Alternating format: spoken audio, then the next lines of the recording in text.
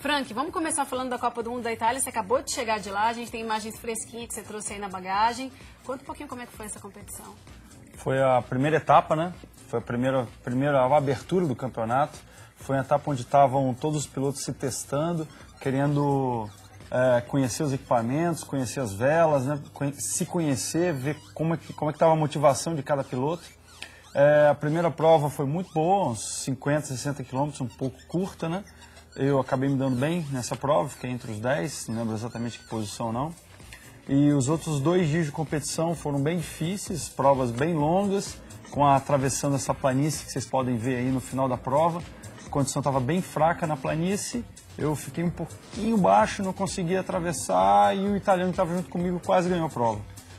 Faltou um pouquinho aí, quem sabe um pouco de sorte, um pouco de experiência de conhecer o lugar.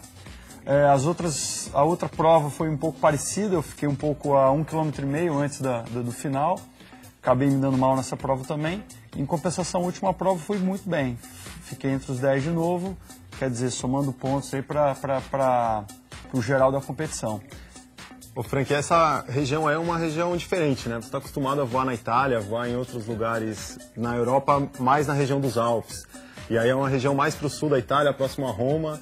Qual que é a diferença, assim, da condição de voo para essa região, que a gente acha que é um pouco mais plana, com menos montanha do que os Alpes, para voar nos Alpes, assim, qual que é essa diferença?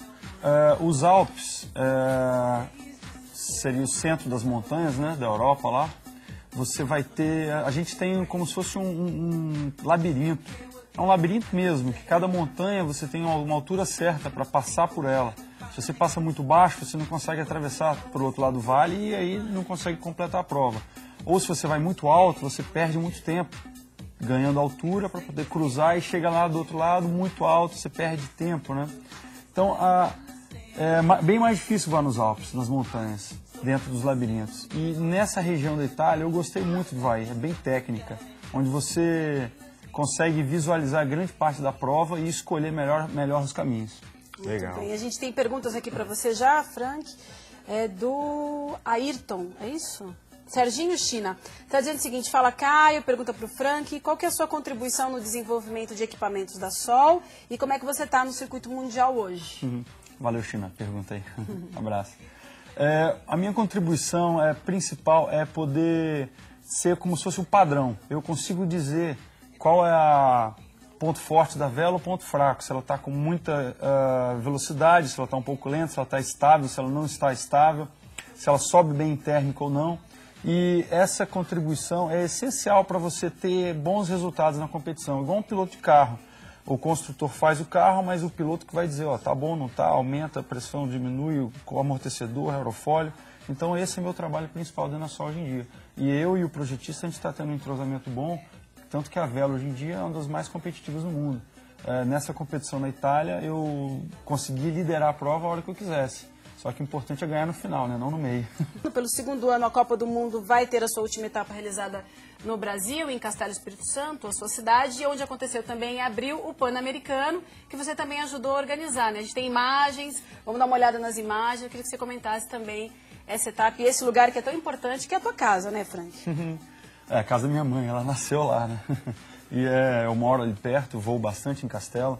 E o interessante de lá, para quem não sabe, o pioneiro do voo livre em Castelo é o pai do Frank, o Morris Brown, que é uma figura falecida já, mas está no coração de todo voador do Brasil, porque foi o cara responsável por fazer o Frank começar a voar desde os 11 anos de idade lá, de asa, que a gente lembra, e o cara que começou o voo em Castelo é o grande responsável por tudo que o Frank é hoje e pelo que Castelo representa para o voo livre do mundo já hoje, né? Essa relação é bem legal lá da cidade com...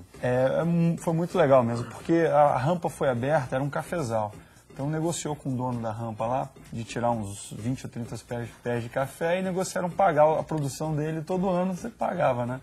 Aí foram 3 pessoas para a rampa, foram 2 amigos, meu pai, um amigo dele e uma menina. Aí eles pensaram, bom, quem vai ser o primeiro? Primeira vez, vamos botar a menina, né? Por quê? Porque se ela tomar um tombo é mais fácil a gente tirar ela do mato, né? Era o pensamento da época. E de lá para cá a cidade desenvolveu bastante o voo, principalmente por causa do apoio da cidade, né? Da prefeitura, que tem incentivado bastante. E os pilotos que foram lá e gostaram. O lugar tem uma infraestrutura boa e a condição de voo ótima também.